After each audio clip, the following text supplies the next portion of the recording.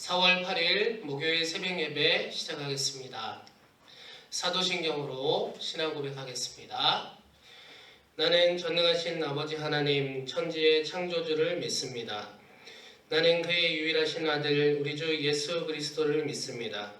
그는 성령으로 잉태되어 동정녀 마리아에게서 나시고 본디오 빌라도에게 고난을 받아 십자가에 못 박혀 죽으시고 장사된 지 사흘 만에 죽은 자 가운데서 다시 살아나셨으며 하늘에 오르시어 전능하신 아버지 하나님 우편에 앉아 계시다가 거기로부터 살아있는 자와 죽은 자를 심판하러 오십니다.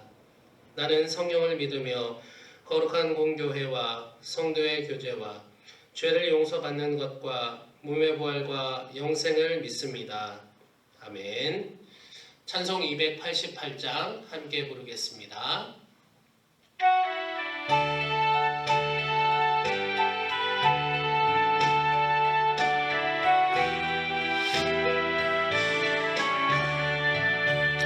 예수를 나의 구주 삼고 성령과 피로써 거듭나니 이 세상에서 내 영혼이 하늘의 영광 누리도다.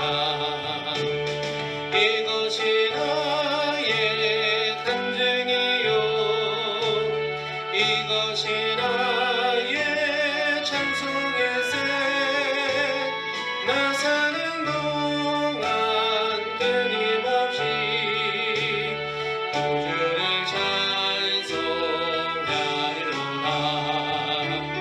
온전히 주께 맡긴 내 영 사랑의 음성을 듣는 중에 천사들 왕래하는 것과 하늘의 영광 보리로라.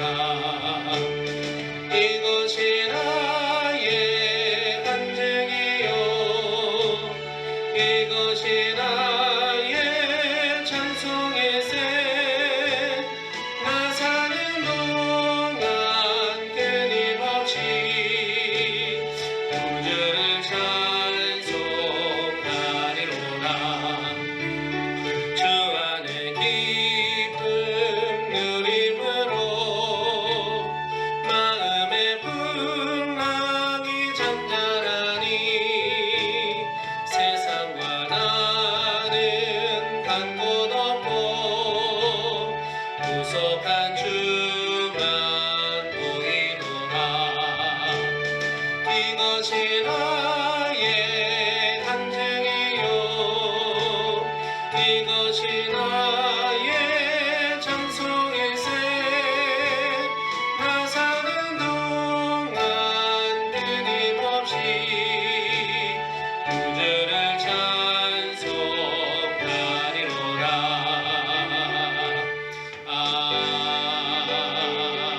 아멘. 오늘 나누실 말씀 에스라 10장 1절에서 4절까지 말씀입니다. 에스라가 하나님의 성전 앞에 엎드려 울며 기도하여 죄를 자복할 때에 많은 백성이 크게 통곡하며 이스라엘 중에서 백성의 남녀와 어린아이의 큰 무리가 그 앞에 모인지라. 엘람 자손 중 여이엘의 아들 스가냐가 에스라에게 이르되 우리가 우리 하나님께 범죄하여 이 땅 이방 여자를 맞이하여 아내로 삼았으나 이스라엘에게 아직도 소망이 있나니 곧 내 주의 교훈을 따르며 우리 하나님의 명령을 떨며 준행하는 자의 가르침을 따라 이 모든 아내와 그들의 소생을 다 내보내기로 우리 하나님과 언약을 세우고 율법대로 행할 것이라. 이는 당신이 주장할 일이니 일어나소서 우리가 도우리니 힘써 행하소서 하니라. 아멘. 부활하신 예수님의 깊으신 사랑이 성도 여러분들과 함께 하시기를 기도합니다. 오늘 에스라서 마지막 장인 에스라 10장입니다. 이 10장을 읽는데 에스라 선지자에 대한 배경을 잠깐 보자면 에스라 선지자가 활동하던 당시는 아락사스다 왕이 통치하던 이스라엘을 통치했죠. 바벨론 포로의 연장선에 있었는데 그 통치하에서 있었는데 아락사스다 왕은 하나님께 호의적인 마음을 품었던 왕입니다. 그래서 에스라를 통해서 바벨론 포로를 2차 귀환하는 일을 허락하는 사건이 일어납니다. 1차 귀환은 우리가 에스라서 처음에 읽었던 것처럼 스룹바벨을 비롯한 그 이스라엘 민족들 성전을 재건했던 그 일들, 그때가 제1차 포로 귀환이라고 얘기할 수 있습니다. 그 귀환한 이스라엘 백성들, 1차 때 귀환한 이스라엘 백성들은 성전을 재건했습니다. 이방 민족들의 심한 방해 공작에도 불구하고 온전히 그 일을 감당하고 하나님께 영광을 돌려드렸었습니다. 이 일이 있은 후에 한 78년 정도가 흘렀습니다. 그 기간이 흐른 후에 에스라를 중심으로 2차 포로 귀환이 일어났던 것입니다. 에스라는 말씀 중심의 사람이었습니다. 하나님의 말씀에 통달한 사람이었고 또 제사장이기도 했습니다. 앞에서 말씀드렸던 것 같이 1차 포로 귀환 때 이스라엘 민족은 성전을 재건하고 온전함으로 하나님 앞에 나아갔었죠. 그런데 78년이 흐른 후에 에스라가 이제 2차 포로 귀환, 그 포로들을 이스라엘 민족들을 이끌고 다시 예루살렘으로 갔는데 의외의 장면이 있었다는 거죠. 성경의 표현대로라면 에스라가 1차 포로 기한에 먼저 정착했던 이스라엘 민족의 모습을 보면서 기가 막혔다라고 표현할 정도로 아주 안타까운 일들이 있었다라는 것입니다. 바로 이스라엘 민족들이 그 주변에 살고 있는 이방인들과 혈연 관계를 맺었다. 그 이방인들의 여인들을 취해서 자신의 아내를 삼고 있는 그런 일들이 빈번하게 있었다라는 것입니다. 아내만 삼았겠습니까? 종교적으로도 아마 교류했을 것이고 문화적으로도 교류하고 있었을 것입니다. 지금 우리 시대에야 지구촌이라고 부르기 때문에 이방인에 대한 또는 외국인과 결혼하는 것, 그것이 큰 문제가 되겠느냐 얘기할 수 있겠지만 그 시대상으로 본다면 그것은 굉장히 하나님 앞에 가증한 일이 되었다라는 것이죠. 말씀에 충실했던 사람인 에스라가 보기에는 이스라엘 민족들이 너무나도 큰 죄를 하나님께 짓고 있었다. 그래서 기가 막혔다라고 표현하는 것입니다.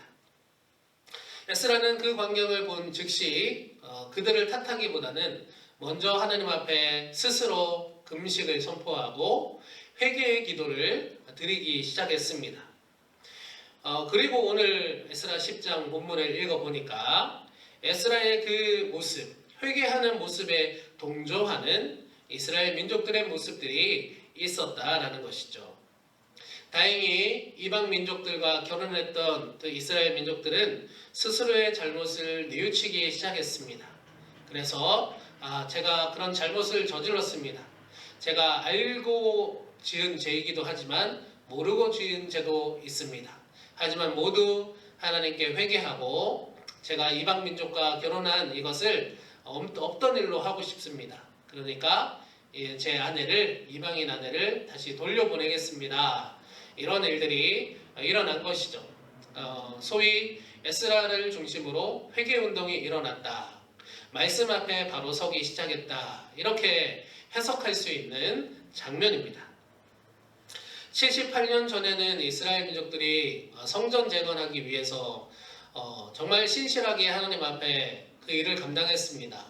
이방에 정말 악랄한 방해가 있었지만 그럼에도 불구하고 온전함으로 나아갔던 이스라엘 민족이었지만 성전을 재건하고 하나님 앞에 다시 봉헌해 드린 후에는 그들이 안정되기 시작했다는 것이죠. 안정되었으면 하나님 앞에 더 신실하게 나갔어야 되는데 그렇게 하지 못하고 타성에 젖어버리고 말았다. 하나님 앞에 열심이었던 신앙이 식어지고 말았다라는 것입니다.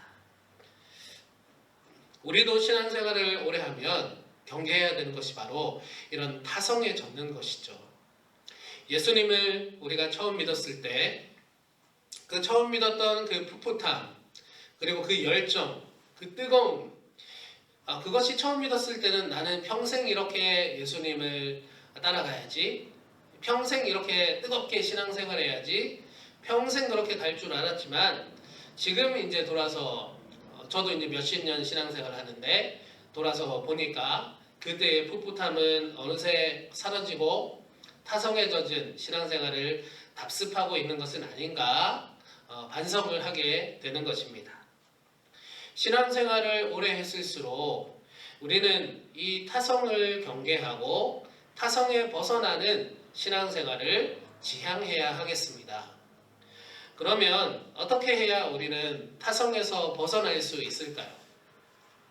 그것은 오늘 에스라와 이스라엘 민족의 모습에서 교훈을 찾을 수 있겠습니다. 에스라는 타성에 젖어 있는 죄를 저지르고 있는 이스라엘 민족을 보며 어떻게 하였습니까? 그 즉시 금식하고 회개하였습니다. 그리고 철저히 이스라엘 민족의 잘못을 하나님 앞에 회개의 기도로 나아갔다라는 것이죠. 그 모습을 본 이스라엘은 어떻게 하였습니까? 에스라가 그렇게 솔선하여 하나님 앞에 회개로 나아가니까 그 모습을 긍정적으로 여겼고 그 모습에 동참하기 시작했다는 것입니다. 그들의 잘못인 이방 민족과의 결혼도 다시 하나님 앞에 없던 일로 이방 민족 여인을 다시 돌려보내기로 결단까지 하였습니다.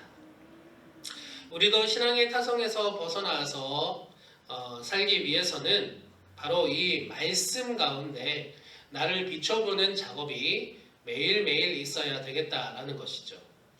늘 말씀을 가까이 하고 이 말씀을 통해서 나에게 주시는 하나님의 음성을 철저하게 따르는 자세, 그 말씀에 순종하는 자세, 그래서 끊어낼 것은 끊어낼 수 있어야 하겠고 취해야 할 것은 취하며 살아가는 신앙의 자세가 우리에게 있어야 되겠다라는 것입니다. 말씀이 나를 이끌어가도록 말씀에 근거하여 나의 삶을 살아나가자. 그렇게 하면 우리는 타성에 젖은 신앙생활을 벗어날 수 있다라는 것입니다. 이스라엘 민족이 왜 하나님이 가증스럽게 여기시는 이방 민족과의 결혼, 그와 같은 관계를 가지기 시작했을까요? 영적으로 게을렀기 때문이다라는 것입니다. 이만하면 됐다. 성전도 재건하고 이제 안정됐어. 이만하면 됐어. 이러면서 어느새 하나님을 향한 그 간절함, 또 하나님의 말씀을 등한시했기 때문이다라는 것입니다. 마찬가지로 우리도 이만하면 됐다. 나도 이제 30년 신앙생활 했고, 나도 이제 권사고, 장로고, 직분을 맡았고, 이만하면 됐지 뭐. 이렇게 하기 시작하면 말씀을 게을리 하게 된다라는 것이죠. 그렇게 되면 그 즉시 우리는 타성에 젖은 신앙생활, 나 중심의 신앙생활을 할 수밖에 없는 것입니다. 바울을 통해서 하나님은 뭐라고 하셨습니까? 그리스도의 장성한 분량까지 자라가라 라고 하셨습니다. 너 이제 30년 신앙생활 했으니까 됐어가 아니라 30년 신앙생활 했어도 그 자리에서 그리스도의 장성한 분량까지 계속 자라가야 돼. 이것이 하나님의 음성이라는 것입니다. 늘 깨어 있으라, 잠들지 말아라, 이렇게 말씀하셨습니다. 우리가 하나님의 이 말씀대로 신앙생활을 하려는 자세를 가지고 살아간다면 우리의 신앙생활에 타성 따위는 들어올 틈도 없을 것입니다. 사랑하는 성도 여러분, 부활주의를 맞이하고 부활의 그 여정 가운데 우리는 신앙생활 하고 있습니다. 그렇게 주님과 동행하는 나날들을 맞이하고 있습니다. 또 계절로 본다면 움츠렸던 겨울이 끝나고 활짝 피고 있는 봄이, 새싹이 돋는 봄을 우리가 맞이하고 있다는 것입니다. 어제 날씨를 보니까 오늘도 그렇지만 날씨가 너무 좋습니다. 봄이 왔음을 몸으로 느끼게 되는 요즘입니다. 이제 우리의 신앙도 움츠리고 잠자고 있는 신앙이 아니라 새싹이 돋듯 움트는 신앙생활, 활짝 펴는 신앙생활로 나아가야 되지 않겠는가? 봄이 옴을 보며 또 부활을 맞이하며 깊이 생각해 보게 됩니다. 그리스도의 장성한 분량까지 자라가시는 여러분 모두가 되시기를 바랍니다. 늘 깨어서 신앙생활 하시고 잠들지 않는 신앙생활 하시기를 주님의 이름으로 축복합니다. 말씀과 동행하시고 말씀 앞에 깨어서 타성해졌는 신앙생활이 아니라 그리스도의 장성한 분량까지 성장하시는 저와 여러분들이 되시기를 간절히 소원합니다. 주신 말씀 기억하며 기도하겠습니다. 하나님 아버지, 오늘 에스라서 10장의 말씀을 통하여서 우리 자신의 신앙생활을 돌아보게 됩니다. 내가 교만하면, 내가 멈추고 싶어하면 그 즉시 내 마음 안에는 타성에 들어와서 타성에 젖은 신앙생활을 하게 됨을 보게 됩니다. 타성에 젖은 신앙생활을 하게 되면 하나님 중심이 아닌 나 중심의 신앙생활을 하기 때문에 그것이 문제임을 고백합니다. 성령 하나님, 우리를 일깨워 주셔서 늘 깨어있게 하시고 잠들지 않게 하시고 그리스도의 장성한 분량까지 성장하기 위해 부단히 말씀에 있고 말씀 앞에 스스로를 비추며 하나님 앞에 또 기도로 깨어나가는 우리가 될 수 있도록 인도하여 주시옵소서. 감사드리며 우리 주 예수 그리스도 이름으로 기도드립니다. 아멘.